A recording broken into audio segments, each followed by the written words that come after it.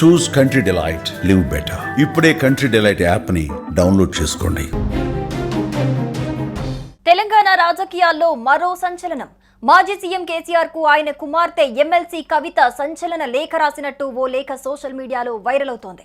ఇటీవల వరంగల్లో జరిగిన పార్టీ సిల్వర్ జూబ్లీ సభపై ఆమె ప్రశ్నించినట్లు ఆ లేఖలో ఉంది. ఇందులో ఆమె బీఆర్ఎస్ రజతోత్సవ సభపై తన అభిప్రాయాన్ని వెల్లడించారు.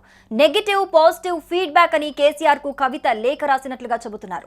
ముఖ్యంగా బీజేపీని ఎందుకు టార్గెట్ చేయలేదని కవిత ప్రశ్నించినట్లు లేఖలో ఉంది. బీసీలకు 42% రిజర్వేషన్ అంశాలను ప్రస్తావించకపోవటం, ఎస్సీ వర్గీకరణపై మాట్లాడకపోవటం పట్ల చాలా మంది అసంతృప్తిగా ఉన్నారని కవిత చెప్పారట.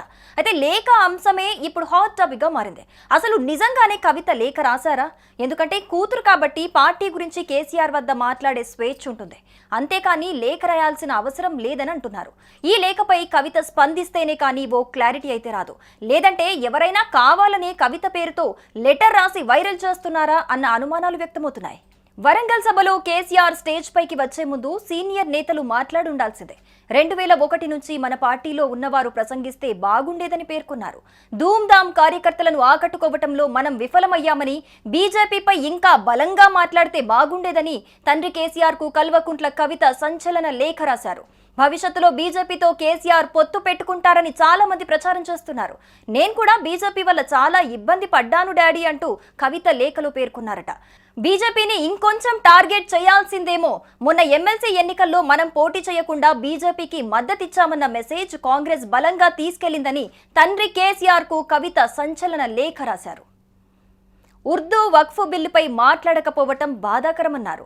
బీసీలకు 42% అంశాన్ని విస్మరించారని తండ్రికి గుర్తు చేశారు కవిత. ఎస్సీ వర్గీకరణ అంశంపై మాట్లాడకపోవటం బాధాకరమన్నారు. మీటింగ్లో తెలంగాణ ఉద్యమకారులకు సదుపాయాలు కల్పించలేదని, చాలా నియోజకవర్గాల నుండి ఫీడ్బ్యాక్ వచ్చిందని పేర్కొన్నారు. పాత ఇన్ఛార్జీల ద్వారానే లోకల్ బాడీ ఎన్నికల్లో బీ ఫామ్లు ఇస్తారన్న ప్రచారం సాగుతోందన్నారు.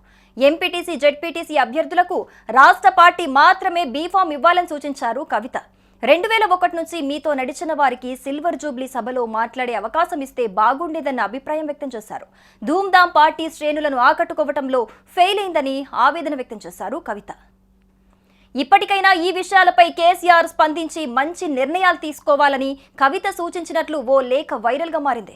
ఈ పొలిటికల్ సినారియోను అడ్రస్ చేయడానికి స్పెసిఫిక్ ప్రోగ్రామ్స్ గైడ్ లైన్స్ ఇస్తారని అంతా భావించారని కవిత తన లేఖలో పేర్కొన్నట్లుగా తెలుస్తోంది. అయితే ఈ లేఖ కవిత రాసిందని అంటున్నా పలు అనుమానాలు వ్యక్తమవుతున్నాయి.